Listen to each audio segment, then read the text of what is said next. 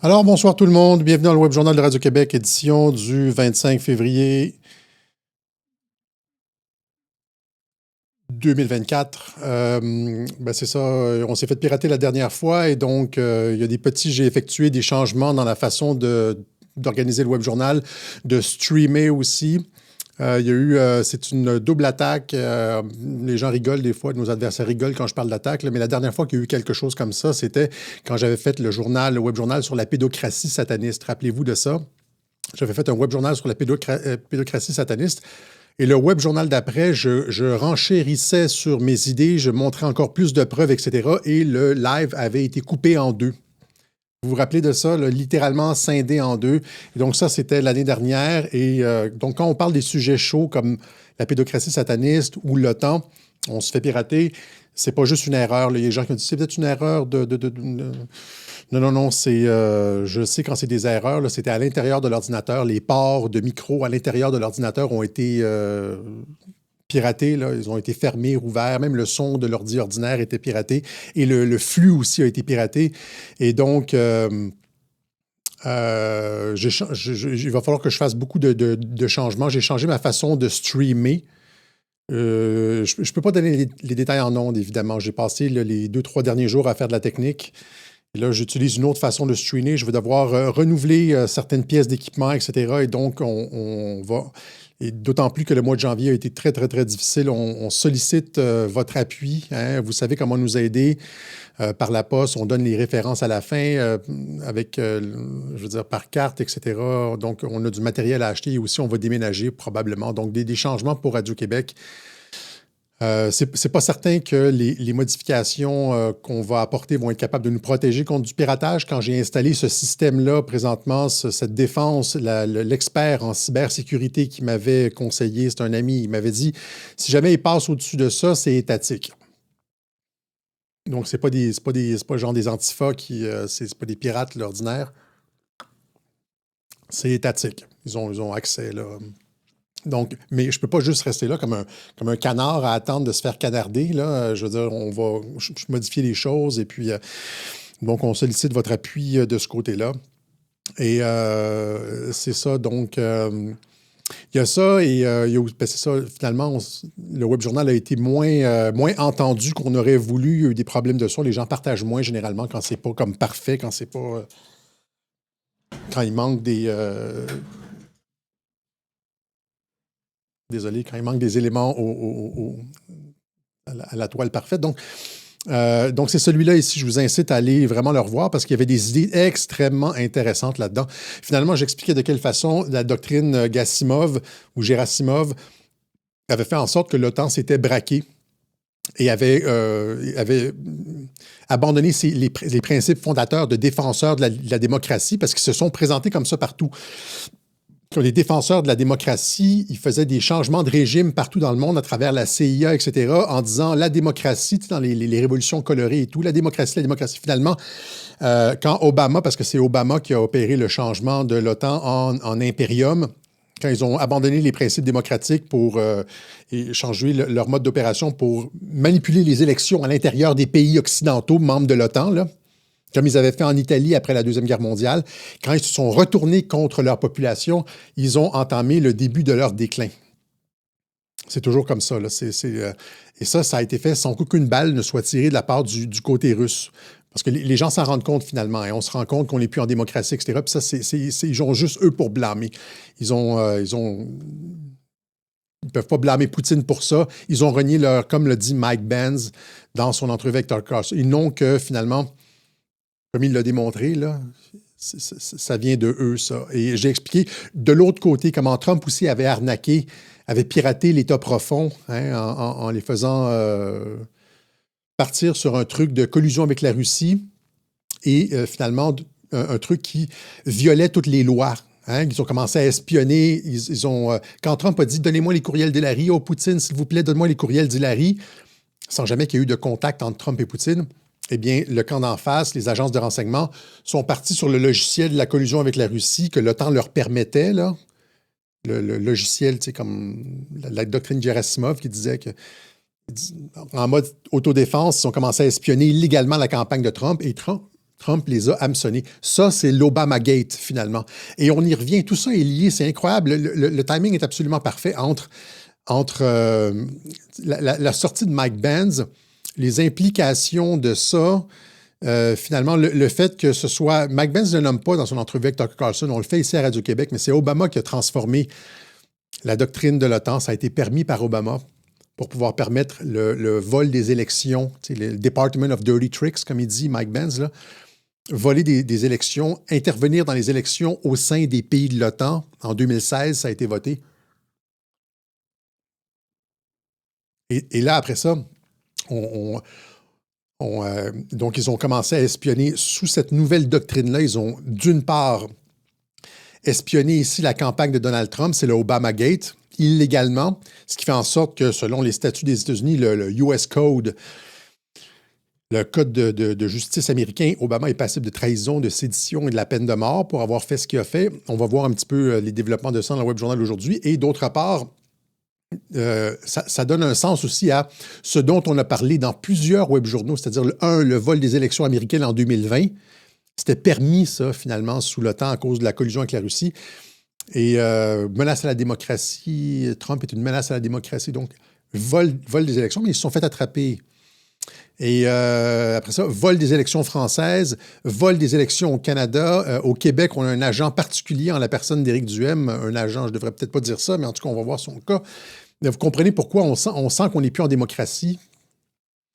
Ça vient tout de cette doctrine de l'OTAN. Et on va terminer rapidement avec, encore une fois, des réflexions sur le climat, parce que on avait sorti ça, on les a sortis au fur et à mesure, les nouvelles. On a sorti le fait que, par exemple,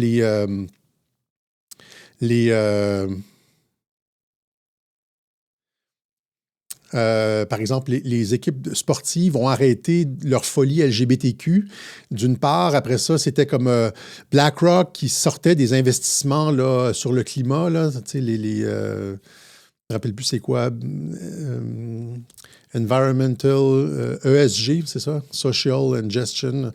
Les investissements ESG. Là, ça fait boule de neige. Là, c'est comme d'autres, c'est JP Morgan, c'est tout ça qui embarque là-dedans. Et je me devance un peu, mais qu'est-ce que ça veut dire finalement? Qu'est-ce que ça veut dire? C'est toujours la question qu'on doit se poser. Quand on voit une nouvelle, c'est qu'est-ce que ça veut dire? Et qu'est-ce que ça veut dire, le retrait de Wall Street et de plein pourquoi les constructeurs automobiles, etc., sortent du climat? Eh bien, c'est parce que de la folie du climat, la folie LGBTQ, etc., eh bien, c'est parce que s'ils savaient que les démocrates allaient gagner cette année-là, qu'on s'en allait vers un mandat Michelle Obama et puis un mandat Biden ou whatever,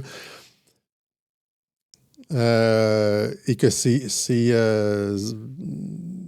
catégories-là allaient être renforcées par les démocrates aux États-Unis, imposées, et que le Forum économique mondial allait être solidifié dans son approche et tout. Pensez-vous qu'ils se retireraient comme ça? Non. Ces gens-là, comme anticipent, voient les tendances. Et la tendance, c'est que c'est terminé, Trump rentre, et puis, c'est le ménage. C'est pour ça que des semaines à l'avance, des mois à l'avance, voire des années à l'avance, ces gens-là ont fait leurs calculs et puis savent que c'est acté pour novembre 2024 et qu'on ne retourne pas vers la folie démocrate et que les gens comme Trudeau, tout ça, là, vont débarquer. Mais on va y arriver. Alors, c'est ça, finalement, Trump qui... j'expliquais, c'est ça. Donc, Trump qui, ça fait longtemps que j'en parle, qui a placé... j'expliquais aussi comment fonctionne l'OTAN. C'est pas... Trump n'a pas arnaqué, n'a pas hameçonné l'OTAN, comme j'expliquais dans l'OTAN dans les taux, puisque c'est lui qui nomme le directeur de l'OTAN en Europe. C'est les États-Unis qui... Donc, il y a un certain leadership américain dans l'OTAN, mais l'OTAN, c'est plein de réseaux. Hein. Ça va des artistes aux agents comme Glucksmann, les politiques étrangères, les agences de renseignement, des organisations clandestines, des contracteurs de défense comme Dassault, je parle, Lockheed Martin, etc. C'est tout ça, c'est le complexe militaro-industriel d'Eisenhower. Et ça, c'est une très, très, très, très grosse machine. Même si tu nommes le président de l'OTAN, par exemple, je donne un titre d'exemple, le président de l'OTAN, même si Trump nomme le président de l'OTAN En France, il reste comme dans un parti politique, tu as le président, puis il y a plein de gens qui grenouillent en dessous. C'est ça. Et donc, c'est ces gens-là qui ont été finalement piratés, c'est pas l'OTAN en tant que tel. Et la politique que vous voyez présentement, cette espèce de politique de rapprochement entre Trump et Poutine que les mondialistes conspuent, hein, ça rappelle un peu ce que faisait le général de Gaulle, finalement, à l'époque de la guerre froide. Donc, ici, Trump is leading growing pro-Putin faction in the GOP. Donc, Trump mène un mouvement toujours plus grand, une faction qui s'agrandit, une faction pro-Poutine qui s'agrandit au sein du Parti républicain. Parce qu'on s'en va vers une paix avec la Russie. Tu sais, quand Trump est à l'ONU et il dit c'est la fin du mondialisme, j'avais dit que c'était déjà signé. Rappelez-vous, quand j'avais dit ça, vous me disiez c'est déjà fait. C'est déjà signé. Il n'aurait jamais fait cette déclaration à l'ONU. Le mondialisme est terminé, c'est l'ère des nations. Si ça n'avait pas été déjà réglé avec Xi en Chine, avec Poutine en Russie, etc., puis on s'en allait pas vers un monde multipolaire avec les BRICS, etc., etc. Et donc, cette façon de jouer d'un monde multipolaire, du balancier entre différentes puissances, c'est réminiscent de la politique du général de Gaulle. Le général de Gaulle qui était... je ne sais pas si c'est lui qui avait parti le mouvement des non-alignés, dans son discours à je ne sais pas si c'était Hanoï ou Phnom Penh, je pense que c'est son discours d'Hanoï, parce qu'il avait dit, genre, qu'on essentiellement, il parlait on n'avait pas besoin d'être aligné sur soit l'Union soviétique ou les États-Unis. Et Trump fait finalement un petit peu la même chose. Vous voyez, donc, Trump Mike Flynn qui est allé finalement dîner avec Vladimir Poutine, et c'est comme le voyage de Gaulle en URSS en pleine guerre froide. Le général de Gaulle est allé se rendre à Moscou, refusait la politique belliciste de l'OTAN, la politique de la guerre froide, la politique de l'engrenage, finalement. Et là, ici, vous avez dans le monde, voyage du général de Gaulle en URSS, les accords franco-soviétiques et la déclaration commune sont signés jeudi au Kremlin. Imaginez, de Gaulle a eu comme le culot de se rendre en Russie en pleine guerre froide, en pleine tension nucléaire. Là. C'est pas juste Poutine va envahir l'Ukraine et va attaquer la Pologne. C'est pas ça. Là. On était quelques années après la crise des missiles de Cuba. Je pense que Cuba, c'est 61, 62. Il ose se rendre en Union soviétique. Je vous montre, et c'est un peu ça, le jeu de la détente Flynn-Trump avec la Russie. C'est pas vrai que la Russie va attaquer le reste de l'Europe. Ce sont tous des agents de l'OTAN, des menteurs qui vous racontent ça. Ils le savent très bien. Flynn le sait très bien. Trump le sait très bien. Ils se sont parlé. Ils savent très bien que c'est faux. C'est juste les derniers soubresauts de l'État profond qui a perdu sur toute la ligne. Hein, quand Trump est allé à l'ONU dire le mondialisme est terminé, c'était terminé. Là, ils réalisent que c'est terminé, que leur petit jeu est terminé, qu'il y a les BRICS d'un bord qui partent de leur bord, que plus personne ne va suivre. Le Forum économique mondial a été exposé, que tout le monde résiste, qu'on n'acceptera pas une deuxième pandémie. Il y a comme 20-30% de la population qui n'accepteront pas. Les gens sont réveillés. C'est fini leur petit stratagème qui s'opérait en coulisses. Ça fonctionnait quand c'était en coulisses. Et là, c'est le temps des grandes alliances et de refonder le système international sur de nouvelles bases, puisque l'OTAN, c'est comme une compagnie, hein, c'est comme une entreprise, l'OTAN, comme je disais mercredi, ou une organisation, elle essaye de survivre, c'est-à-dire que l'OTAN a besoin de la guerre pour survivre, comprenez? L'OTAN a besoin de la guerre et quitte à créer des causes de guerre pour justifier son existence. C'est pour ça que l'OTAN est une menace. C'est ça que j'expliquais dans le Web Journal de mercredi, l'OTAN est dans les taux. L'OTAN dans les taux. L'OTAN est une menace à la paix mondiale parce qu'il a besoin de guerre pour se justifier. L'OTAN a besoin de faire la guerre pour pouvoir justifier des dépenses d'armement. Les contracteurs du complexe militaro-industriel ont besoin de guerre pour vendre des avions de chasse, pour vendre des canons, pour vendre des obus, pour vendre des mitraillettes, des systèmes de missiles, etc. S'il n'y a pas la guerre, c'est pas profitable. Et à partir du moment où est-ce que tu as un gouvernement qui veut pas la guerre, comme Flynn-Trump ou Trump-Kennedy, eh bien, c'est la fin des contracteurs de défense. Ces gens-là vont perdre beaucoup d'argent, comme les pharmaceutiques avec la chloroquine. Ils ne voulaient pas la chloroquine parce qu'ils allaient perdre beaucoup d'argent. Et rappelez-vous qu'est-ce qui a été déployé contre la chloroquine et Raoult. Mais c'est la même chose avec la paix. La paix, c'est comme la chloroquine du complexe militaro-industriel. Ils n'en veulent pas. Et donc, ils vont mentir, vont créer des causes de guerre pour faire de l'argent. Et c'est pour ça que l'OTAN doit être finalement dissous ou refondé. Okay? Parce que c'est un organisme qui est une menace à la paix mondiale. OK? Et ils ont perdu, et la seule chose qui leur reste, c'est un conflit généralisé, finalement. Et donner un coup sur l'échiquier, ils ont perdu, là, ils voient, là, dans 5 coups, je suis mat. Et là, c'est comme, ils peuvent rien faire, et donc c'est le coup sur l'échiquier. Et ouais, je vous montre le reportage, en fait, de Gaulle en URSS, c'est en 1966. Hein, donc, c'est ça, le voyage général de Gaulle en URSS, les accords franco-soviétiques de la déclaration commune ont signé jeudi au Kremlin.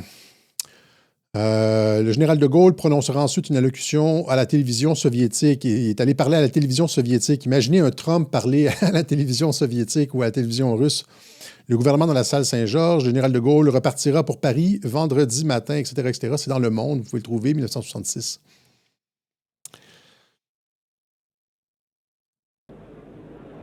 Dans le domaine pratique, nous venons de conclure d'importants accords afin que nos deux pays s'aident l'un l'autre à devenir plus prospères et plus utiles aux autres.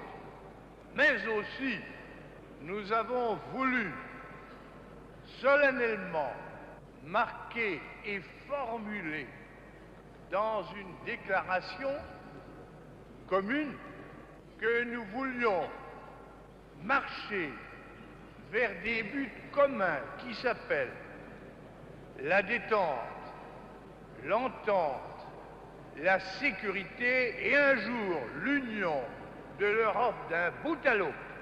Et d'autre part, l'union de l'Europe d'un bout à l'autre, c'est ce que Poutine voulait, c'est ce que les Occidentaux ont toujours refusé de lui accorder, ont toujours poussé la Russie et fait avancer l'alliance militaire jusqu'aux frontières. Bon, je vous montrerai, je laisserai le clip au complet sur Telegram.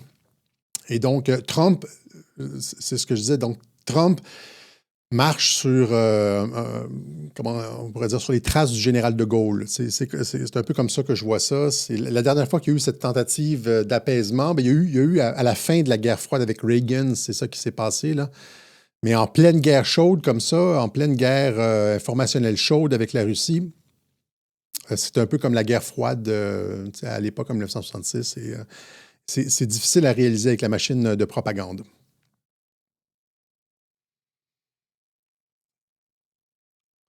Voilà. Alors, oui, il y a des gens qui disent, c'est ça, il y a ce titre-là, je pense, peut-être sur Rumble, je viens de le changer, peut-être rafraîchir. Comme je vous dis, j'essaie une nouvelle façon de streamer. C'est plus la même façon. Ça se peut qu'il y ait des petits problèmes techniques pendant une semaine ou deux, alors que j'essaie de reconfigurer un petit peu le web journal, reconstruire sur des nouvelles bases. Et donc, et ça, donc, fraude électorale en vue, et puis climat, Wall Street se retire. Il y a un article intéressant, justement, du géopolitique profonde là-dessus, encore une fois, dans le numéro 10, dont on va parler un petit peu tout à l'heure. Mais revenons avec Obama. Donc, il se passe quelque chose d'intéressant, c'est-à-dire que les attaques sans précédent contre Obama dans la magasphère. Hein, rappelez-vous l'entrevue de Tucker Carlson avec Larry Sinclair à l'automne dernier, qui alléguait que Barack Obama fumait du crack et était un homosexuel. Et les lettres de la copine d'Obama, où Obama admettait avoir des fantasmes gays et tout ça. Et donc, pourquoi les troupes MAGA attaquent Obama si Obama, c'est un président passé, s'il ne va rien se passer avec Obama, s'ils ne veulent pas s'en prendre à Obama, je fais toujours la même erreur, je prends de l'eau pétillante puis ça m'assèche la bouche, je suis désolé. Donc, pourquoi il cible Obama? Et là, c'est des attaques renouvelées. Là, c'est Don Jr. qui, cette semaine, a qualifié Michelle Obama de linebacker. Tu sais, au football, là, c'est les gigantesques molosses qui bloquent je ne sais pas exactement le linebacker, je pense que c'est ceux qui bloquent la charge ennemie. Il y a comme deux camps qui clashent et puis un linebacker, c'est ça? C'est pas le quarterback, c'est le linebacker. Donc, il est accusé d'être un linebacker et là, ça a fait beaucoup, beaucoup, beaucoup réagir. Mais on comprend pourquoi Donald Trump Jr. La qualifie de linebacker, c'est parce que c'est un dude. C'est un dude avec un schlong de 10 pouces. Là, c'est comme... Et ça, on le sait depuis longtemps. C'est comme Jean-Michel Trogneux en France. Et il n'y a pas seulement que ça. Je vous montre le clip où les gens réagissent contre ça. Ça a fait... Pourquoi Trump Jr. prendrait-il la chance d'attaquer Michelle Obama et se faire traiter de raciste, de misogyne, etc., s'il n'y avait pas un objectif politique derrière ça? Jr. he couldn't help himself. He couldn't help himself. All right? The racism, the misogyny, he decides to compare our former First Lady. All right? Well, let's put it up to a linebacker. That's what he decided to do. Let's put up the rookie card, or the rookie that he said was in fact Michelle Obama. Ça, c'est une carte qui dit Michelle Obama dans ses premières tentatives au football, comme une recrue au football. Parce que c'est vrai qu'elle a, n'importe qui a regardé, elle est totalement gigantesque. Elle fait genre, elle est plus grande que Barack Obama. Elle fait quelque chose comme 6 pieds 2, 6 pieds 3. Elle est plus grande que Trump. Elle a le dos de Mike Tyson. Elle a, et c'est pour ça qu'il fait cette réflexion-là. Trump Jr. caused an uproar.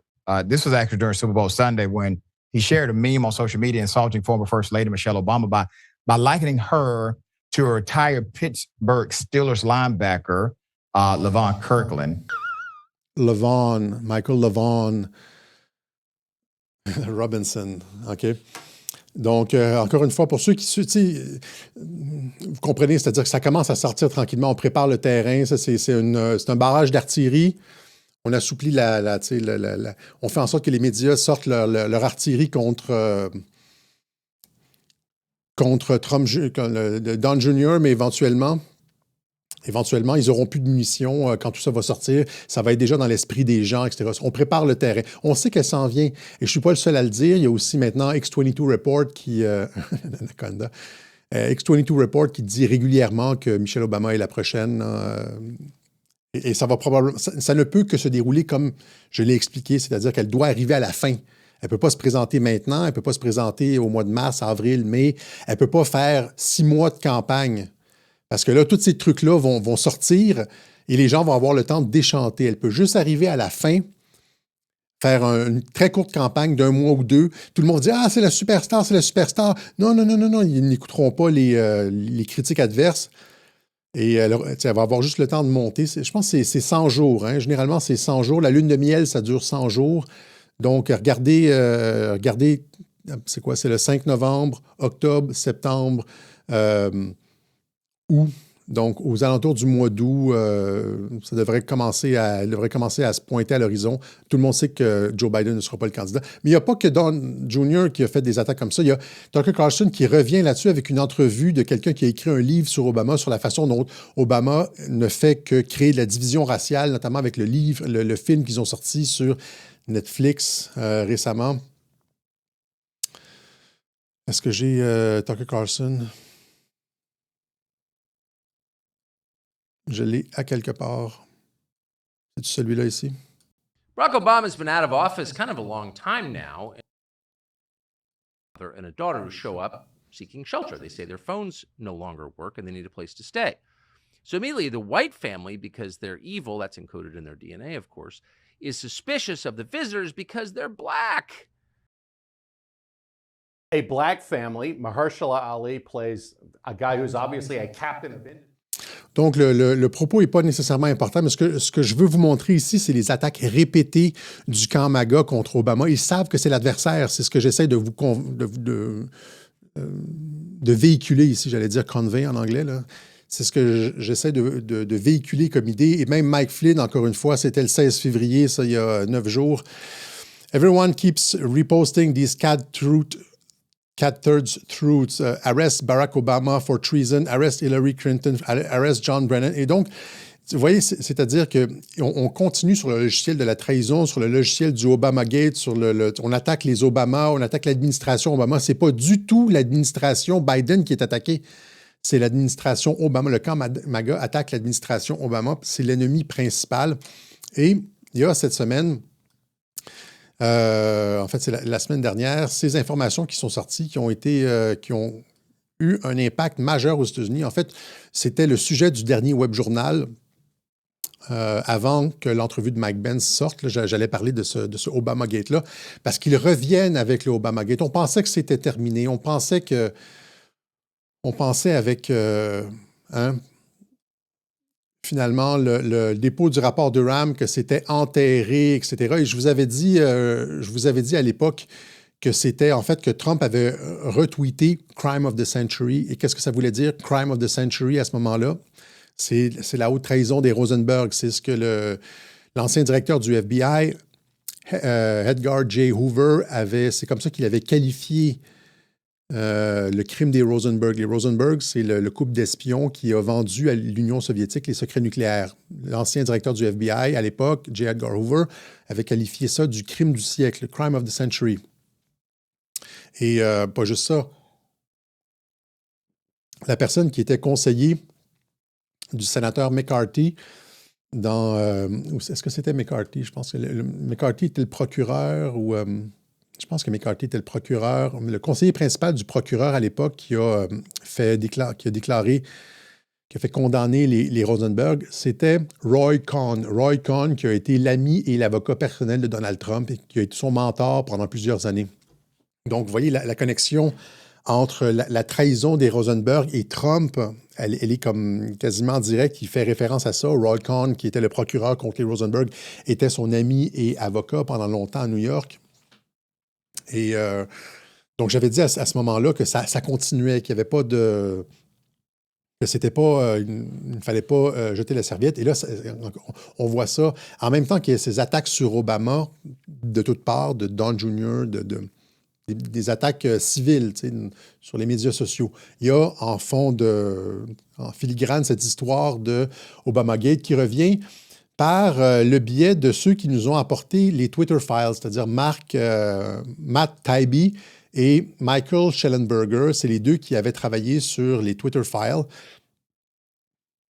Et ils ont produit un travail d'investigation qui est disponible sur leur feed Twitter, mais qui a été massivement repris à la télévision et amplifié par des personnes comme Mike Flynn ici.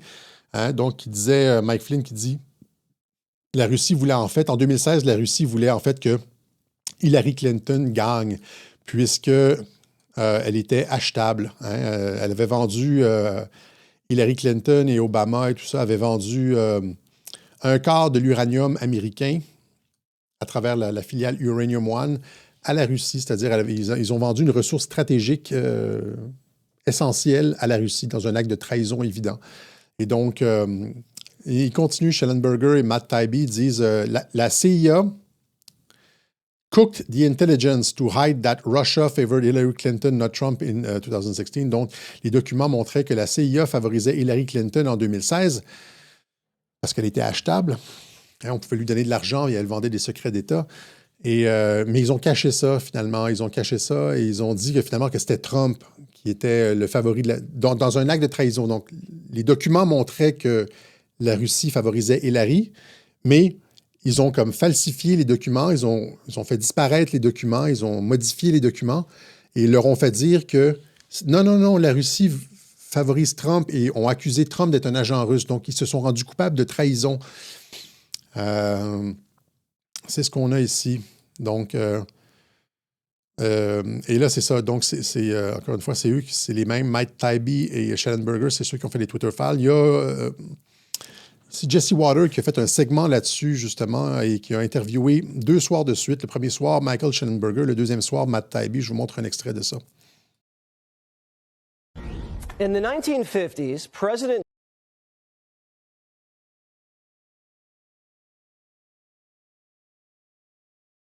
first politician to lie and won't be the last. Last night, we brought you a bombshell report from journalists Michael Shellenberger and Matt Taibbi. that allege Obama's CIA not only was involved in the Russia hoax, they started it. The story, as you mentioned, was that, we were just informed by foreign intelligence about this. Our sources tell us a very different story, which is that this was initiated by the U.S. government. It came from within the U.S. government's intelligence community, including the CIA.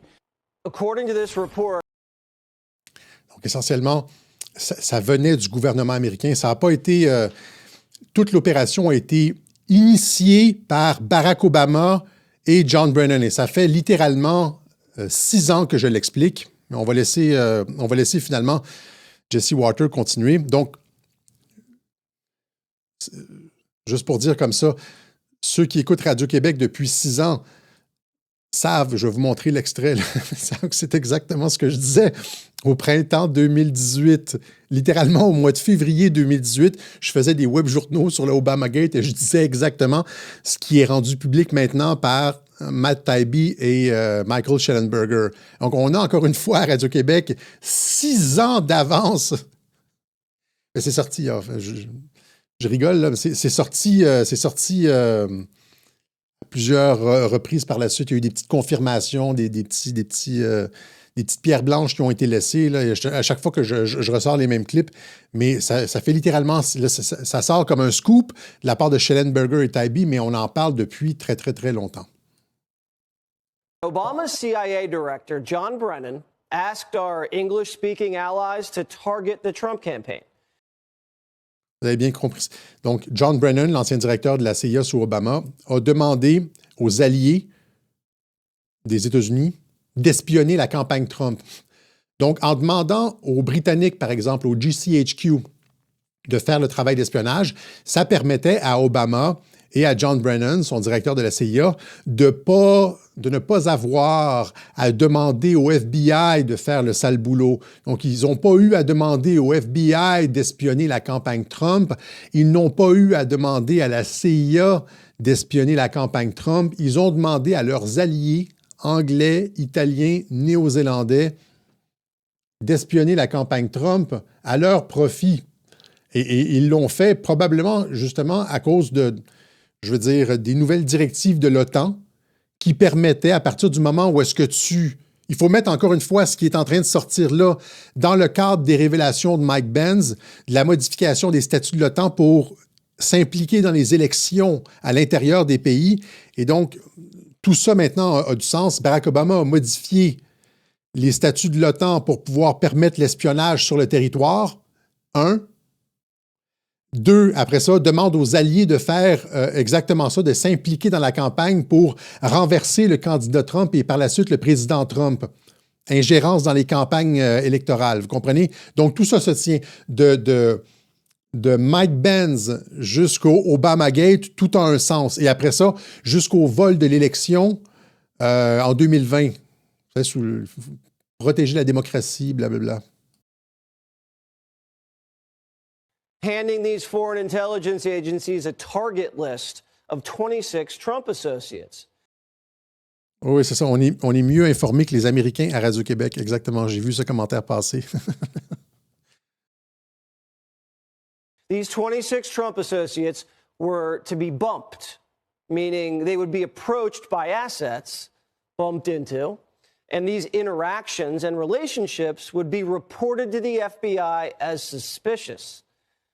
These were people the CIA considered easy marks, like George Papadopoulos, 20-year-old. Foreign spies didn't discover evidence of Trump-Russia collusion and turn it over to the feds. Foreign spies were assigned by Obama's CIA to create a false impression of collusion. Donc, les agents de la CIA ont été assignés par la CIA à la tâche de créer une fausse idée de collusion. C'est de la haute trahison. Trump l'a dit à plusieurs reprises, c'est de la trahison et on les a attrapés.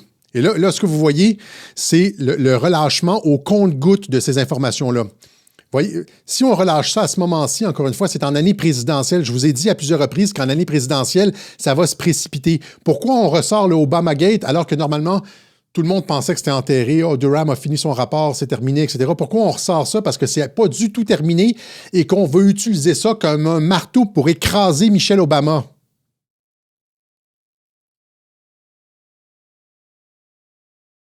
Pourquoi gaspiller ça il y a 1 an, alors qu'on peut l'utiliser en pleine campagne électorale pour écraser, montrer que tu l'attends, Michelle Obama, avec tes... dans ton bunker, avec ton artillerie puis tout, elle n'a aucune chance de s'approcher, là.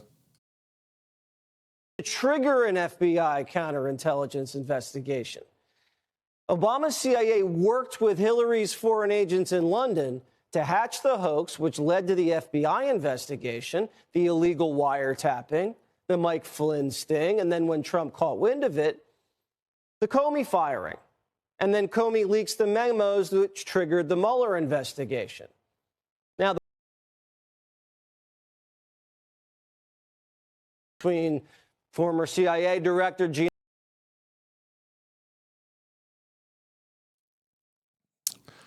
On va arrêter ça là, mais tout ça est lié, évidemment, est lié parce que l'information qui est coulée au compte-gouttes à Mike Schellenberger et à Matt Taibbi, Michael Schellenberger et Matt Taibbi, c'est les patriotes qui ont ça en main et ces informations-là, ces documents officiels-là, c'est précisément, nous dit-on, ce que le FBI tentait de récupérer chez Trump à Mar-a-Lago. Le raid du FBI, rappelez-vous quand ils ont fait un raid sur Mar-a-Lago, il dit, tu vois ici, donc le rapport dit, le raid du FBI sur Mar-a-Lago visait un missing top secret binder, donc un cartable manquant de dossiers top secret qui révélait l'implication de la CIA d'Obama avec des agences de renseignement étrangères et dans le rôle de la collusion avec la Russie. Vous l'avez ici, donc, sur le Gateway Pundit. Donc, c'est ça, finalement, qu'ils essayaient de trouver à Mar-a-Lago. Heureusement, de toute façon, Trump avait déclassifié tous les documents relatifs au Obamagate juste avant, en janvier 2021, juste avant de quitter le bureau ovale. Vous avez ici aussi CNN qui en parle. Le mystère du cartable manquant, comment un rassemblement d'intelligence, de renseignements russes a disparu sous Trump. Hein? Et donc, mais c'est de ça ici dont on parle. Et on voit finalement, ici, ça c'est aussi, ça vient de sortir récemment, ça c'est, encore une fois, un message de Robert Hannigan. Ça c'est Robert Hannigan. C'est l'ancien directeur de la CIA anglaise. La CIA anglaise, c'est le GCHQ. Et ça, vous avez un document du GCHQ ici, signé par Robert Hannigan, qui dit ESA 94 Application for Renewal of Warrant, un permis de surveillance sur une adresse à New York entre le 5e et le 26e. Et là, donc, c'est ça ici. Comme vous voyez, bon, en tout cas, je ne vais pas traduire tous les points, mais finalement, c'est le point 4 mentionne que c'est la conseillère à la sécurité nationale, Condoleezza Rice, qui a demandé que la surveillance soit renouvelée sur ces éléments-là. Et donc, Seeking Intelligence Gathering into Trump Organization and Donald Trump for President Incorporated, both located at 725 5e Avenue, blablabla. Donc, c'est le document qui a été... c'est une demande de renouvellement de la surveillance contre Donald Trump par Robert Hannigan, ici, donc qui demande ça au premier ministre anglais. C'est ce dont j'avais parlé dans Spygate. On aime ça sortir les vieux classiques. Ça, c'était 2 mois après que j'ai commencé la chaîne de Radio-Québec. Je disais exactement ce que Matt Taibbi et Michael Schellenberger viennent de sortir dans leur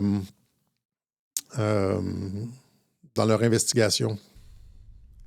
Bonjour, alors on va parler aujourd'hui du Spygate, ce scandale d'espionnage politique qui secoue Washington depuis quelques semaines et qui s'inscrit dans la continuité du mémo Nunez dont j'ai parlé au mois de janvier dernier. Spygate, l'expression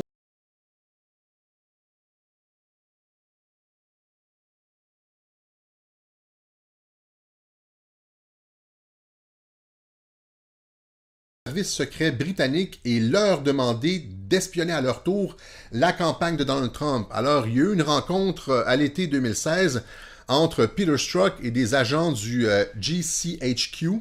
Ça, c'est la NSA britannique. Hein? Il y a le MI6, ça, c'est l'équivalent de la CIA. Et le GCHQ, c'est l'équivalent britannique de la NSA. Donc, c'est de la surveillance électronique. Alors, ils sont allés voir le GCHQ et leur ont demandé à leur tour d'espionner sur la campagne de Donald Trump. Et voilà. Et là, vous avez votre histoire de collusion. La collusion, ça n'a jamais été entre Trump, la campagne de Trump et les Russes.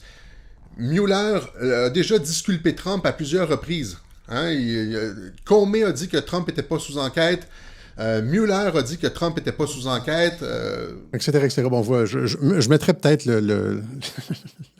Ça, c'était moi il y a comme 6 ans, 50 livres de plus. Et avec mon bracelet rouge, là, à chaque fois que je monte des vieux vidéos, il faut toujours que j'explique c'est quoi le bracelet rouge parce que les gens disent que je fais partie de la cabale. Le bracelet rouge, c'est ça ici. La mère de mon fils est tibétain. Elle est tibétaine et mon fils est dans la culture tibétaine. Lucky Tibetan Red String. Vous en voyez un ici, vous voyez, comme une nonne tibétaine avec un bracelet rouge exactement comme celui que j'avais. Vous les voyez ici, des bracelets rouges en masse qui sont bénis par les moines lors des prières. On les distribue comme ça, ils sont dans un panier. On les met au poignet comme ça, voilà. OK, donc quand j'allais à l'époque où j'allais comme dans la communauté tibétaine, tu rencontres un lama, etc., il te donne un bracelet rouge, tu mets ça, c'est de la protection, bonne chance, etc. Et voilà, c'est rien de plus. Je ne fais pas partie de la cabale. Ça serait complètement ridicule de toute façon. Écoutez les mots qui sortent de ma bouche! Mais là, je ne les porte plus. J'avais la possibilité d'en porter un l'année dernière. Moi, j'en ai reçu un et puis finalement, je ne l'ai pas porté parce que ça fait ça, ça. Et donc, étant donné que je n'ai pas cette protection-là, on demande à tout le monde de prier pour nous. Hein, on croit à ces choses-là. On croit, au pouvoir de la prière, de la loi d'attraction, du pouvoir, l'effet placebo, tout ça, ça fonctionne avec le cerveau humain. Et donc, je ne le mentionne pas tout le temps, mais ça aussi, de la protection spirituelle, c'est toujours bien apprécié. Étant donné qu'on ne peut pas porter le bracelet rouge, on a besoin des auditeurs, des prières et des bonnes pensées des auditeurs de Radio-Québec. Voilà. Donc, mais c'est ça. Donc, tout ça pour dire, c'est ça que... Vous voyez donc finalement que tout ça, qu'il n'y a rien de ça qui est joué. Comme le dit Mike Flynn dans son tweet la semaine dernière, « Arrest Barack Obama for treason ». Il n'y a rien qui a été joué et toutes les attaques sont toutes dirigées contre Obama. Certainement pas contre Joe Biden. Il fait des blagues sur Joe Biden. Pardon. Il fait des blagues sur Joe Biden. Mais les réelles attaques, vous le voyez, on est toujours... Ça fait depuis 2016, ça fait 4 ans, ça fait 8 ans qu'on est sur le logiciel de Barack Obama est un traître. Arrêtez Barack Obama pour la trahison. Ça fait... Et là, on garde les munitions pour la campagne électorale. Michel n'a pas pu se présenter en 2020, il va se présenter maintenant et c'est là que je suppose, j'espère et je prie pour que ce soit le cas. C'est à ce moment-ci, lors de la campagne de 2024, qu'on va tout savoir. Parce que c'est là qu'ils vont utiliser leurs munitions. Parce que si Trump était un agent double, là, pourquoi il continuerait à parler de Michel? Tu oublies ça, c'est une vieille histoire, on est passé à autre chose. Bon... Durham a déposé son rapport, et puis là, occupons-nous des vraies affaires, l'économie américaine, et puis le football, et puis... Mais non, on n'est pas passé à autre chose, OK? Parce qu'il y a, encore une fois, comme le dit Flynn, et comme le dit Trump souvent, si on perd la liberté aux États-Unis, c'est la liberté partout dans le monde qui s'éteint. Pourquoi? Parce que les États-Unis eux-mêmes ont transformé l'OTAN, comme je l'ai dit, en impérium, en machine qui vole les élections, qui utilise les médias comme des agences de propagande, etc. On est déjà dans un système totalitaire, comme ça a été expliqué par Mike Benz. Et c'est juste une question de survie, essentiellement. C'est une question de survie. Et là, donc, je voulais faire un petit rebond rapidement sur la question électorale. J'en ai parlé à plusieurs reprises, la question électorale. À chaque fois que j'ai pu le faire, je l'ai mentionné. Et des gens qui considèrent que c'est pas important, tournent la page, Alexis, ou des gens qui se résignent, on peut rien faire, etc. L'approche de Radio-Québec, c'est ni l'un ni l'autre. Si on jette la lumière là-dessus, il faut qu'on ait une discussion sur la question électorale. Donc, Mike Benz dit que l'OTAN et la CIA et tout ça ont ce qu'on appelle un département of dirty tricks qui renverse les élections, qui s'implique dans le processus électoral un peu partout en Occident maintenant à partir de 2016. Avec la manipulation médiatique, manipulation de sondages. Est-ce que ça nous surprend vraiment que les sondages soient trompés, truqués? Et donc, après ça, passons juste 30 secondes là, pour revoir la fraude électorale de 2022, parce qu'on s'en va en élection bientôt. Et si on n'a pas une discussion sur la fraude électorale, ils vont faire exactement la même chose. On ne peut pas. C'est la question la plus importante. Ça ne sert à rien d'aller voter pour un parti ou pour un autre si on se fait voler nos élections par le Department of Dirty Tricks de la CIA ou du département d'État, etc. Vous comprenez? C'est eux qui déterminent qui va être le premier ministre, le président de chacun de nos pays, selon leurs intérêts, les intérêts de l'OTAN. Ils ne veulent pas la montée des mouvements populistes. Chaque fois qu'il y a la montée d'un mouvement populiste, comme par exemple au Québec, tu sais, quand il y avait la contestation là, en 2022 contre le gouvernement Legault et que ça les a effrayés. Hein? Heureusement, il y avait quelqu'un pour éteindre ça sur place. On sait de qui on parle. Mais c'est ça, donc... regardez ça. Je veux juste montrer rapidement le Maxime Bernier qui était en 2021, alors qu'il y avait énormément d'insatisfaction concernant les mesures sanitaires. Tout le monde... est-ce que c'était en 2020, c'est ça? C'était en 2020, je pense. Oui, 2020. C'était le seul politicien qui allait dans les manifestations. Il est devenu très, très, très populaire. Il y avait des gros rallyes. On l'empêchait de circuler d'une province à une autre. Interdiction, Saskatchewan s'est fait arrêter, etc. Le parti montait. On voyait des signes PPC dans toutes les manifestations. Et là, on m'avait demandé à l'époque pourquoi Trudeau déclenche des élections anticipées. J'avais dit c'est pour couper l'herbe sous le pied de Maxime Bernier, pour l'empêcher de s'organiser et de devenir une menace réelle. Les élections arrivent. Et là, qu'est-ce qu'on voit lors de la soirée électorale? Des affaires totalement saugrenues, incroyables. J'ai déjà montré les chiffres ici. Par exemple, au début de la soirée électorale, regardez ça. En Alberta, ça c'est les provinces, là, on va vous montrer différentes provinces. Other, vous voyez, donc dans le graphique ici, il n'y a aucune trace du PPC de Maxime Bernier. Il n'est même pas comptabilisé. Cependant, il y a quelque chose qui s'appelle « Autre », qui est en avance dans 28 circonscriptions sur 34. C'est quoi ça? C'est ni les conservateurs ni les libéraux. C'est ni les conservateurs, c'est ni les libéraux. Ils essaient de nous faire croire que des candidats indépendants, other ou n'importe quoi, étaient en avance dans 28 des 34 circonscriptions. Et que les libéraux et les conservateurs étaient complètement battus. Et puis là, plus la soirée avance, plus les chiffres diminuent. Dans la même province, Alberta, finalement, other disparaît complètement au profit des conservateurs. Et par la suite, other, on enlève complètement other. Et quand other tombe à 0, là, le PPC apparaît. Poup! Le PPC de Maxime Bernier apparaît. Et là, il n'y a plus other, il y a juste PPC qui est à 0. Donc, quand le other tombe à 0, il remplace pour PPC et PPC est à 0. Même chose dans la plupart des provinces. Ontario, other était le deuxième. On essaye de nous faire croire que dans une deuxième province, il y avait 31 candidats indépendants dont personne n'a entendu parler qui étaient en avance dans leur circonscription. Tout le monde sait que c'était clairement le PPC, là. Ils devançaient les conservateurs. C'était à l'époque, c'était Erin O'Toole qui était chef conservateur. Zéro charisme, un imbécile pro-mesure. Les gens étaient très insatisfaits de Erin O'Toole.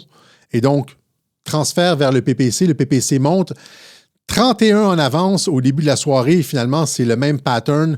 Plus tard, ça tombe à 3. Et ça disparaît complètement. Même chose en Saskatchewan. Sur les 14, ils étaient c'est le terrain fertile pour le PPC, Saskatchewan. Ben non. La majorité des candidats, c'était des candidats other, c'est-à-dire des inconnus qui étaient en avance dans leur circonscription. Monsieur un tel, là, avec ce qui se présente, et puis lui est en avance. C'est pas le PPC, non.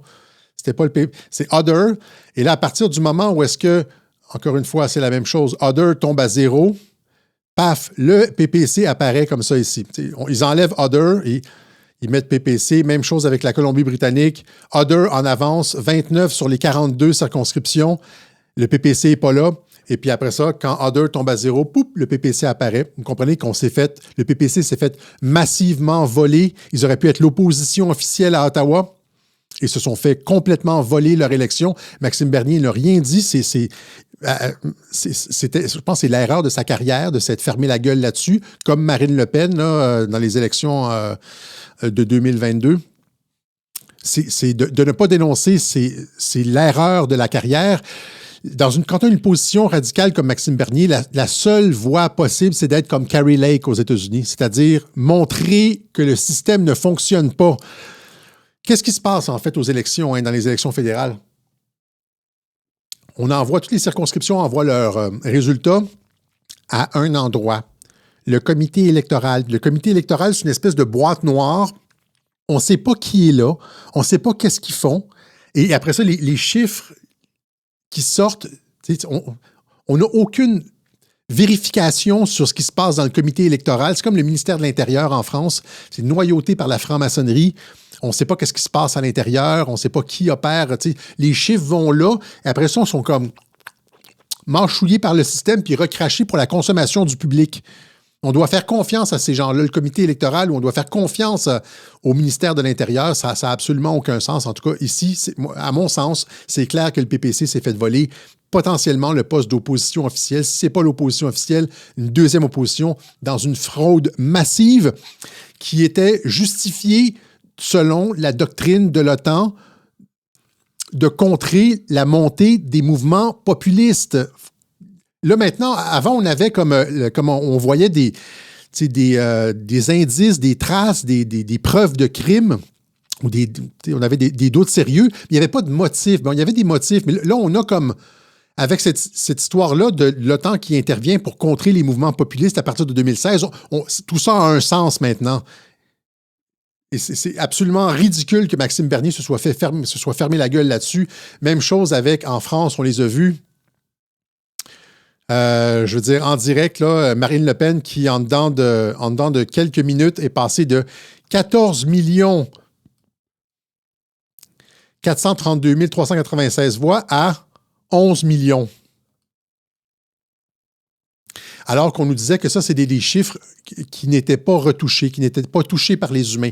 Quand elle s'est fait voler l'élection, là, les chiffres sont rentrés dans les ordinateurs du ministère de l'Intérieur. Il était censé avoir aucune intervention humaine.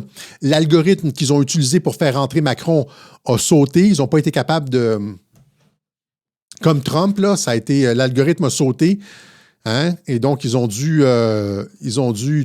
fermer 5 États et puis faire entrer des votes par la poste et puis compter pendant une semaine jusqu'à temps qu'ils arrivent à 10 000 au-dessus de Trump. Il a déclaré que l'État avait voté Biden.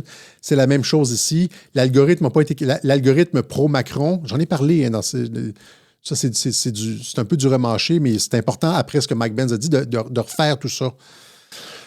Donc, elle s'est fait voler l'élection, Marine Le Pen, très clairement, et elle n'a rien dit. Au Québec, on a vu aussi, alors qu'il y avait énormément de grogne contre le gouvernement Legault, rentré comme... ils ont tellement fraudé qu'ils sont rentrés comme... puis là, on a fait des spéciaux là-dessus. Hein? L'élection volée, entre autres. On a expliqué de quelle façon tous les problèmes informatiques, les gens qui arrivaient au bureau de vote, on leur disait qu'ils avaient déjà voté, les gens dont on avait rayé le nom de la liste électorale. Rappelez-vous aussi le directeur général des élections qui avait ouvert de façon sans précédent l'accès au vote par la poste, exactement comme aux États-Unis. Ils ont ouvert le vote par la poste, les glitches informatiques, le duem qui s'effoire en mi-campagne puis qui part en voyage le lendemain de l'élection alors que c'est contesté partout. Et tout ce qu'on a dit, c'est-à-dire toutes les preuves de fraude électorale qui ont été rapportées à Duhem le jour de l'élection, puis l'exécutif national qui ne voulait rien savoir. Non. Mais c'est ça, surtout l'élément principal, c'est le glitch informatique dont on a parlé, mais cette possibilité de voter par la poste. C'est l'ouverture à toutes les fraudes possibles. Premièrement, il n'y a personne qui surveille les votes par anticipation. Il n'y a personne qui surveille, au Québec, il n'y a personne qui surveille les urnes du vote par anticipation. C'est mis dans un local et là, n'importe quel kidam qui a accès à la clé peut rentrer, prendre une boîte, remettre une boîte pleine de votes Legault à la place. Il n'y a pas de caméra de surveillance. Aux États-Unis, les boîtes de vote par anticipation sont surveillées 24 heures sur 24. Rappelez-vous l'audit en Arizona. Là. Il y avait une caméra sur les bulletins de vote 24. Tout le monde pouvait... Au Québec, je suis dans un local, c'est barré. N'importe qui rentre peut changer les boîtes, peut... Une signature, là, il y a une signature sur le scellé, moi, t'en faire une signature. Il n'y a aucune supervision. Le vote par la poste, là, il faut comprendre que les partis politiques ont la liste électorale. Dans les élections, là, je m'excuse pour le reflet, les partis politiques ont la liste électorale, c'est-à-dire ils savent, mettons dans une circonscription, là, je sais pas, Sainte-Marie-Saint-Jacques, comme ici, ils savent exactement qui a voté, qui n'a pas voté au cours des 3, 4, 5, 6 dernières élections. Ils savent que M. Gingras n'est pas venu voter lors des 3 dernières élections. Fait que c'est facile d'envoyer n'importe qui peut envoyer un vote par la poste en disant que c'est M. Gingras qui vote, sachant pertinemment que M. Gingras n'ira pas réclamer son droit de vote. Fait qu'on envoie tu regardes sur la liste littéralement qui n'a pas voté, puis tu envoies des bulletins de vote en leur nom. C'est tellement facile de frauder au Québec. C'est tellement facile de frauder au Québec. Est-ce que vous avez compris cette histoire-là de liste électorale puis de vote par la poste? Ils savent qui ne vote pas. Qui ne vote jamais. Ils ont leur point. C'est ce qu'on appelle du pointage, là. Les votes par la poste, ils regardent qui n'a pas voté puis ils envoient des votes par la poste au nom de ceux qui n'ont pas voté.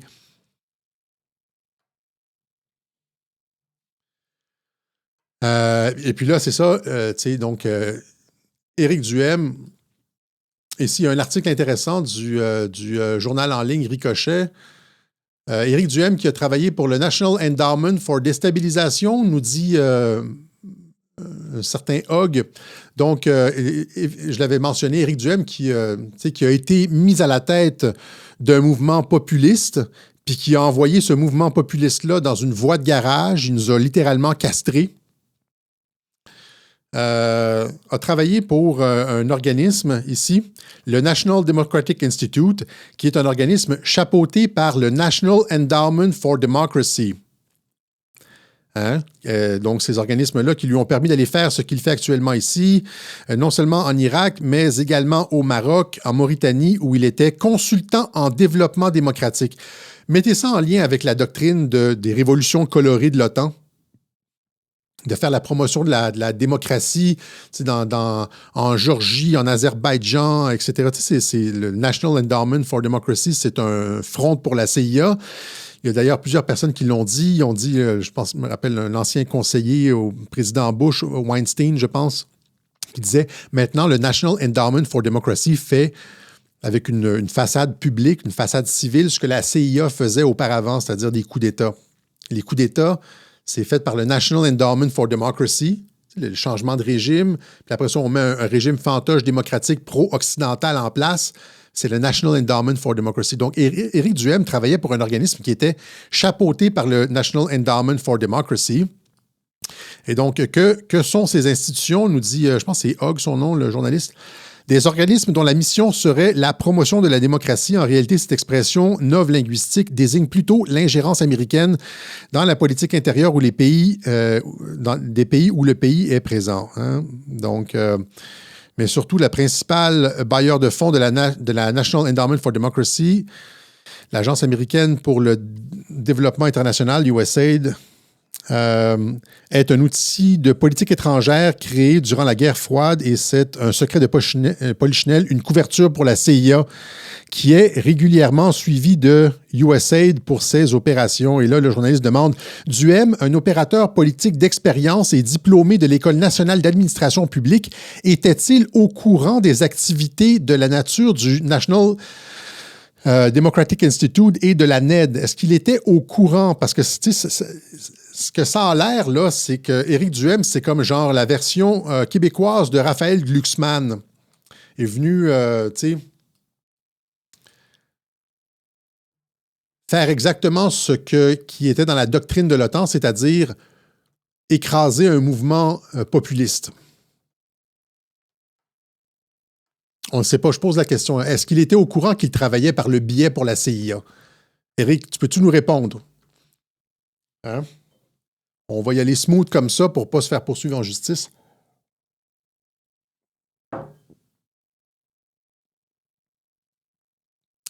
Et donc, mais indépendamment du fait qu'il ait été, qu'il ait fait ça consciemment ou non, le fait est qu'il travaillait pour essentiellement des organismes liés à la CIA, qu'il l'ait fait consciemment ou non, là, ou de bonne foi ou non, et que ce qu'il a fait durant la campagne électorale, c'était un acte de trahison envers la nation québécoise, à mon sens, là.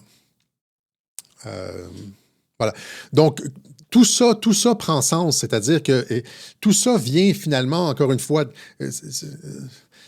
pensez, là, ce dont on a parlé depuis une semaine, la doctrine Gassimov, le raidissement de l'OTAN, Obama qui transforme l'OTAN en impérium, on se retourne contre les populations, on utilise les médias pour faire de la propagande et renverser des élections, empêcher les mouvements populistes de surgir partout dans les pays de l'OTAN parce qu'ils sont perçus comme une menace. On utilise aussi ça pour espionner la campagne de Donald Trump parce que Trump est perçu comme un populiste. Ouais.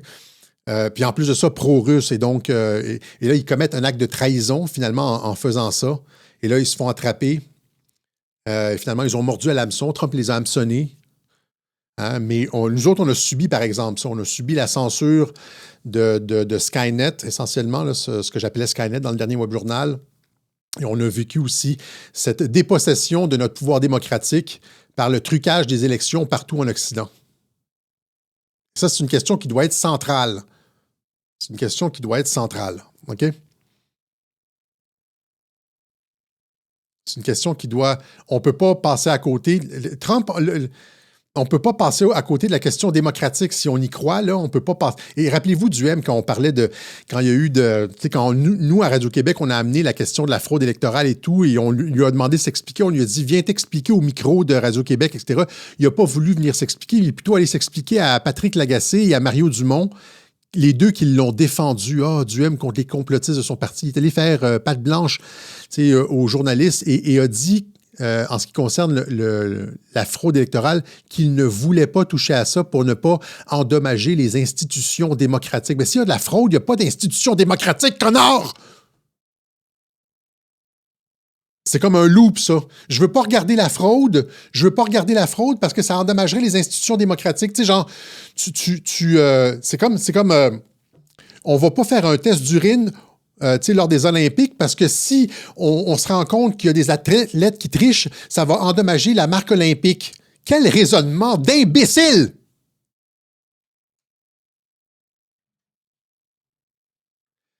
Voilà, donc je me fâche toujours quand je me rends compte qu'on s'est fait avoir. Quand je me rends compte qu'on se fait trahir, quand quelqu'un nous ment en pleine face ou on se fait trahir, c'est là que je m'emporte. Sinon je fais de l'analyse sérieuse. Ben, je veux dire, je reste sur le plan cognitif. Voilà. Et donc, on va terminer avec ça finalement ici. Ça, c'est la nouvelle cette semaine. JP Morgan Chase, BlackRock drop out of massive UN climate alliance in stunning move. JP Morgan Chase, la banque, BlackRock et tout ça, sortent de l'alliance sur le climat, l'alliance de l'ONU sur le climat. Donc, ils ont arrêté d'investir dans les fonds ESG, hein, Environment, Social and Governance, ce que j'ai expliqué il y a 1 ou 2 mois. Et là, maintenant, ils se retirent de l'alliance pour le climat. Et c'est énorme comme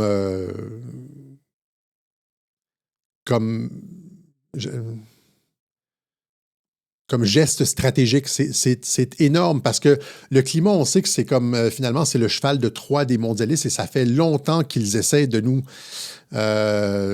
qu'ils veulent utiliser ça pour finalement contrôler les États, arriver à un État total. Hein? Donc, et on en parle ici justement dans l'article Mondialisme. avec Jean-Maxime Corneille, derrière l'agenda 2030 de Maurice Strong à la Charte de la Terre, finalement. Hein, la Charte de la Terre, ce qu'on appelle la Charte de la Terre, c'est une charte pour tous, nous gouverner et dans les ténèbres nous lier comme le Seigneur des Anneaux.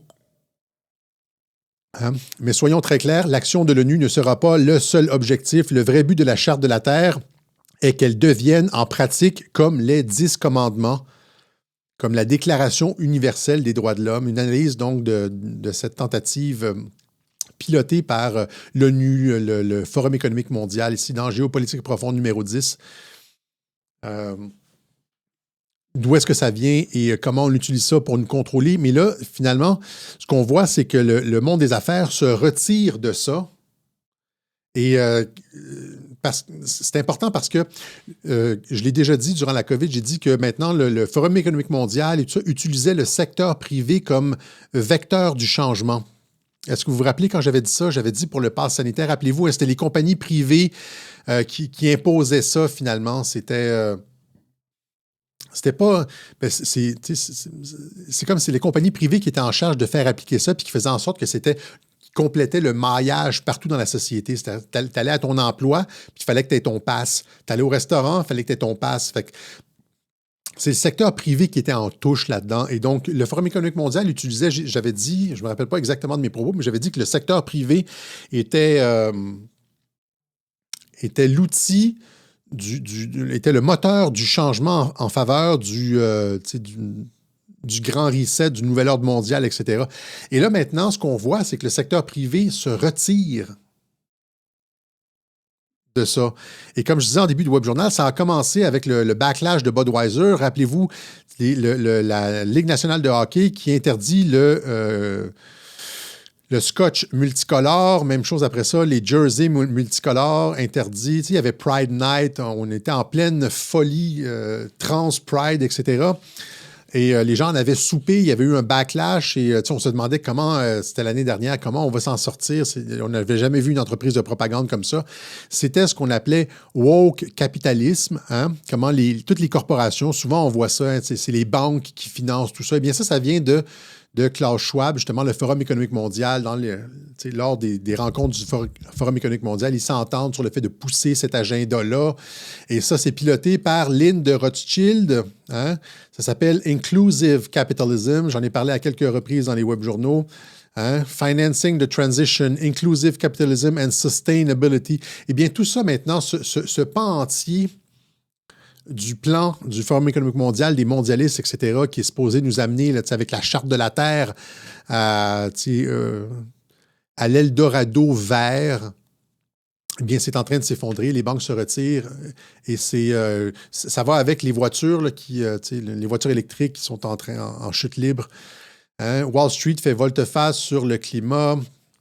Les géants de la finance comme JP Morgan, State Morgan et PIMCO viennent de se retirer de Climate Action 100+, une coalition internationale de gestionnaires de fonds qui incite les grandes entreprises à s'attaquer aux problèmes climatiques. Le lent et régulier recul de Wall Street par rapport à son engagement vert dure depuis des mois, etc. Et donc, à partir du moment où est-ce que Wall Street se retire éventuellement, c'est la finance. Après ça, tu vas avoir les corporations ne voudront pas perdre de l'argent. On se demandait pourquoi les corporations voulaient perdre de l'argent. Budweiser, mettons, et d'autres corporations, Visa, je ne sais pas pourquoi les gens n'en voulaient pas, puis pourquoi ils allaient perdre de l'argent. Mais c'est parce qu'il y avait des incitatifs financiers venant de BlackRock, etc. Mais là, c'est ça.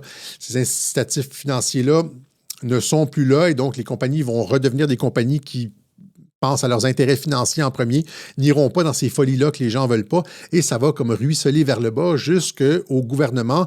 Et finalement, la dernière à obtenir le mémo, ça va être la maîtresse d'école woke, qui endoctrine ses élèves.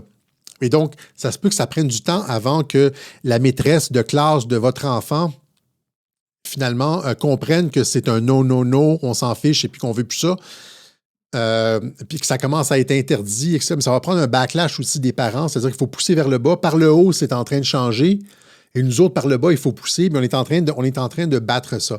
Et comme je le disais en début de Web Journal, je voulais juste dire ça, c'est que si Wall Street, il y a deux possibilités ici. Soit Wall Street se fait tordre le bras en coulisses par les patriotes, dans le genre, tu prends le patron corrompu de Wall Street, puis tu lui montres les photos, là, ce que tu fais, là, et là, tu le forces un peu, comme les mondialistes faisaient, mais là, dans ce cas-ci, pour sauver l'humanité.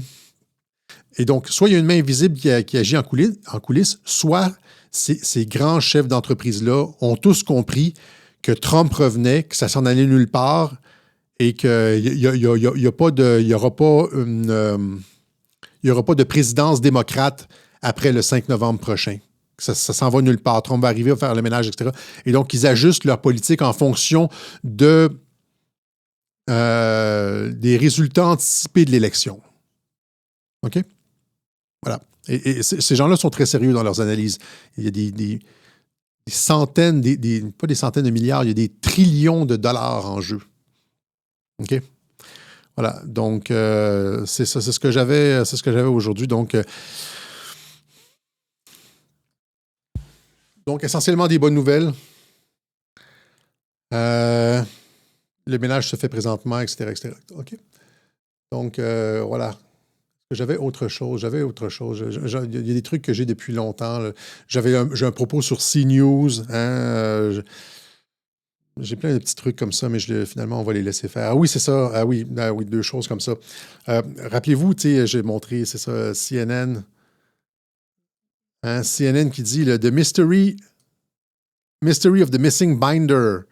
How a collection of Russian intelligence disappeared under Trump. Le cartable manquant, comment des renseignements russes ont disparu sous Trump. Et rappelez-vous, ça sort maintenant lors de l'élection, c'est-à-dire à quelques mois de l'élection présidentielle. Mais rappelez-vous, en 2020, en janvier 2021, juste avant de céder le pouvoir, il y avait eu l'espèce de party Trump où est-ce que Trump nous montrait justement un red binder.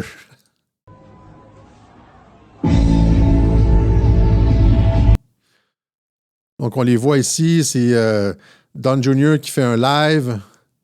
Et là, tout le monde, on regarde, je ne sais pas c'est quoi exactement. C'était en janvier 2021. Et là, vers 3 minutes 10, je mettrai la vidéo sur Telegram.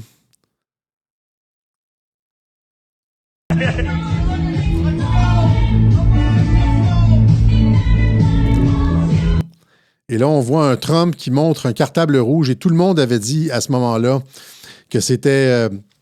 tout le monde avait spéculé, en fait, en disant que c'était les documents qu'il venait de déclassifier. Et quand on comprend les communications du clan Trump, on sait que ce genre de truc-là n'est pas anodin. Et si le cartable est rouge, c'est pour attirer l'attention. Et s'il le brandit, c'est pour le montrer, etc., etc. Voilà. Donc, il y a ça d'intéressant. Et il y a aussi Flynn qui vient après... tout ce qu'on a montré sur Trump, Trump qui montre le cartable, qui fait ses discours à partir du cartable président avec le logo du président, il n'a toujours pas été arrêté pour ça, alors que c'est une offense passable jusqu'à 6 mois de prison. On se demande pourquoi les démocrates n'ont pas pensé à ça, alors qu'il l'a fait devant tout le monde. Il parle à partir du cartable président. Et tout ce qu'on a montré, les confirmations de Jane Halper Hayes, etc., rappelez-vous, là, à peu près tout ce qu'on a montré sur Trump président. Il y a Flynn qui dit essentiellement « He's still the president ». Flynn qui le dit là, en mode full conspiration, il dit « Trump est toujours président ». Rappelez-vous aussi le vidéo qu'il avait fait et, à la fin 2020, je pense que c'est décembre 2020, qui disait There's no doubt in my mind that Trump will be the president for the next 4 years. Rappelez-vous ça, je l'avais fait jouer en 2020. Il n'y a aucun doute dans mon esprit que Trump va demeurer président au cours des 4 prochaines années. Il y a ce clip-là, puis après ça, c'est la semaine dernière. All right, happy President's Day, everybody. This is a big, big day in the United States of America, the best president in the world. In fact, the current president that we have in the United States of America is President Donald J. Trump. Le président que nous avons présentement dans les États-Unis d'Amérique, c'est le président Donald J. Trump. Le président que nous avons présentement aux États-Unis, c'est Trump, le président Trump. Là, après ça, il dit « He's still the president ». Everybody's got to get out to vote for Donald J. Trump come this November. He is still the president. He's still the one man that we can count on. That man is fighting for this country like He's still the president. En tout cas, c'est des clins d'œil. Évidemment, ça ne changera rien à la politique, mais ça fait du bien à voir. C'est pour encourager les troupes, c'est pour donner des petits clins d'œil. Clint fait semblant de se chicaner avec des gens, QAnon, etc. Mais finalement, en coulisses, on le voit, il donne toujours des clins d'œil aux troupes. Et tout le monde a compris, tout le jeu des fausses chicanes et tout ça. Mais quand c'est le temps, il pointe du doigt il nous donne des petits indices comme ça qui sont immanquables. Voilà. Alors, c'est ce qu'on avait pour vous aujourd'hui. On vous rappelle, c'est ça que il y a beaucoup de choses qui se passent ici. Encore une fois, je vais regarder, j'essaye une nouvelle façon de streamer. Je vais changer beaucoup de choses dans l'organisation de Radio-Québec. Ça se peut que je déménage ce mois-ci, donc ça se peut que le décor change, ça se peut qu'on soit un peu bouleversé.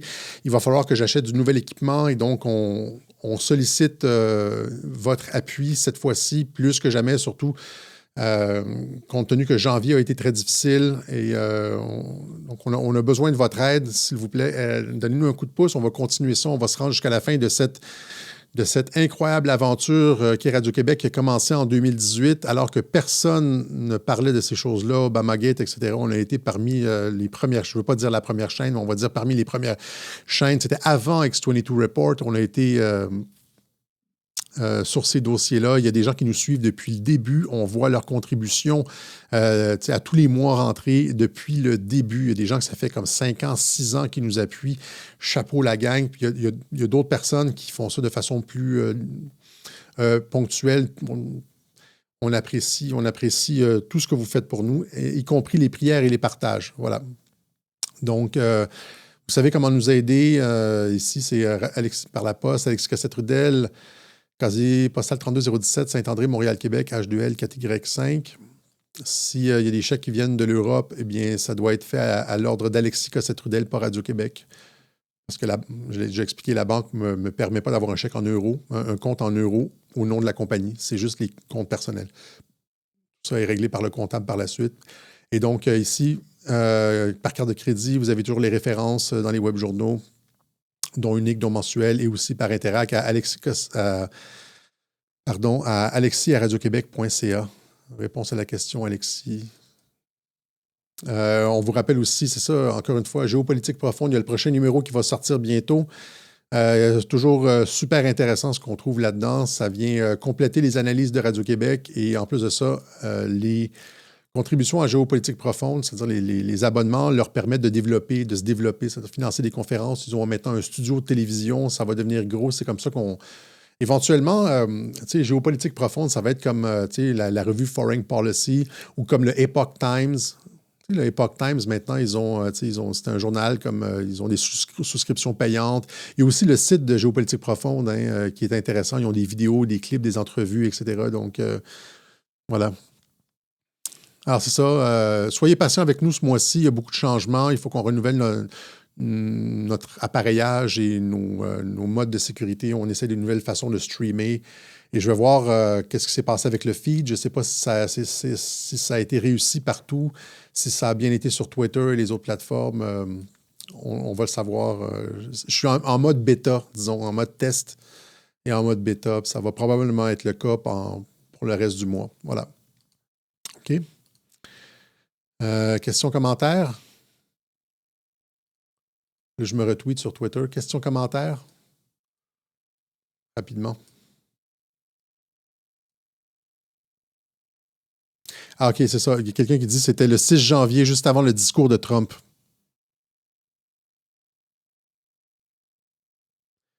Qu'est-ce que tu fais avec les... Je les accumule. J'ai encore mon vieux stock audio. Qu'est-ce que je fais avec mes équipements? Je les accumule. Par exemple, quand j'ai eu mon problème de son mercredi dernier, là, je me suis dit, je ne peux plus utiliser ce truc-là, c'est compromis. J'ai été regarder mes anciens équipements, voir si je ne pouvais pas retourner. Ça, c'est électronique. Ça, je veux dire, c'est beaucoup de logiciels qui sont utilisés dans le Rodecaster. Je voulais utiliser des trucs plus mécaniques que j'avais auparavant, là. Et c'est ça, si on déménage, finalement, ça sera probablement pas du métal comme ça avec le reflet, là. Ça va peut-être être un green screen, ça dépend du propriétaire. Je ne sais pas s'il va me laisser... C'est beau, je sais, mais en tout cas, pour l'instant, c'est ça. Voilà, beaucoup de changements, on verra. Sur Rumble, tout est beau. OK.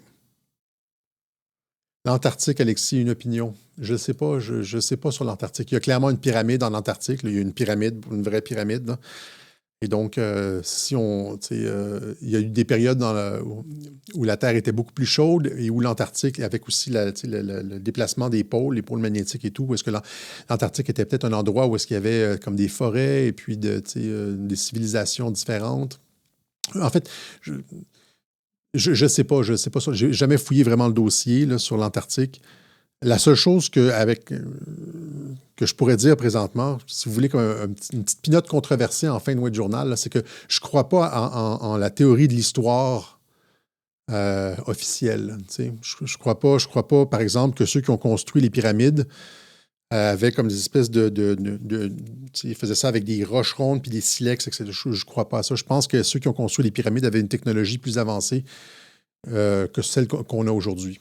Disons ça. Il y a beaucoup, si on regarde des reportages comme la révélation des pyramides, il y a beaucoup de reportages sur les pyramides qui montrent que c'est impossible de refaire ce qu'ils ont fait avec les moyens d'aujourd'hui. Étant donné qu'aujourd'hui, on n'est pas capable de refaire ce qu'ils ont fait, d'essayer de nous faire croire que c'était comme... Ils avaient à peine développé le feu, ils étaient en peau d'animal avec des trucs, des roches rondes, puis alors que c'est une œuvre architecturale qui n'a jamais été égalée, surtout dans la façon de faire les pierres, là, et qu'on retrouve le même genre de trucs, de maçonnerie, de taillage de pierre ailleurs dans le monde, comme au Pérou, etc. Nous faire croire que c'est des espèces de sauvages qui ont construit ça, c'est abject. C'est abject. Et donc, je ne suis pas du tout dans la théorie de l'histoire officielle. C'est facilement argumentable. Les lignes de coupe sur les pierres sont... c'est impossible. Et les mathématiques qui sont impliquées dans les pyramides sont impossibles. C'est aligné sur le nord magnétique ou le nord véritable. C'est plan, c'est-à-dire sur une surface plane. On n'est pas capable de faire ça aujourd'hui. C'est aligné avec les étoiles puis tout. Puis il y a plein de trucs aussi archéologiques qui montrent qu'il y avait comme des connaissances astrologiques extrêmement avancées auparavant. Puis en tout cas, je ne suis pas du tout là-dedans. Info sur Julian Assange, son retour aux USA. Julian Assange, je l'explique. Pourquoi vous me posez la question tout le temps? Je l'ai expliqué 1000 fois, Julian Assange, ma position sur Julian Assange. Si on le libère, il va mourir en dedans de 2 semaines. Il y a tellement de merde contre l'État profond, les Clinton, etc. C'est quand on voit, quand Mike Flynn dit arrêtez Hillary Clinton, Barack Obama, George Brennan pour trahison, ben Julian Assange a la pièce manquante, a une des pièces manquantes du puzzle. Comprenez-vous que si ce gars-là se retrouve à l'extérieur de la prison, il y a à peu près 2 semaines à vivre avant de mourir. Comme Navalny, comme n'importe qui d'autre, il va mourir s'il sort de la prison. Il est ce gars-là est comment je pourrais dire, pas une menace à la sécurité nationale, mais une menace à la sécurité de l'État profond, est un atout du camp Trump parce qu'il prouve toute la trahison des Clinton. On a parlé d'Obamagate aujourd'hui, ben c'est ça, toute la collusion avec la Russie, etc. Il y a la pièce manquante du puzzle. Et ce gars-là doit être sous protection absolument... je pense même pas finalement que ce sont les Anglais qui gèrent sa protection. Je pense que ce sont les Américains. Il doit être sur une île à quelque part, dans un truc clandestin des services secrets ou de la CIA en Angleterre, un truc comme ça, parce que c'est pour des questions de sécurité nationale. Vous comprenez qu'il ne peut pas sortir. C'est pas un prisonnier de droit commun, mais de journalisme. C'est pas ça, Assange. C'est une question de sécurité nationale US, là. Trahison, les gens vont aller à l'abattoir, vont se faire passer la corde autour du cou avec ce qu'il sait. Laissez-le, là. Laissez les patriotes s'en occuper, là. C'est pas... OK. Voilà.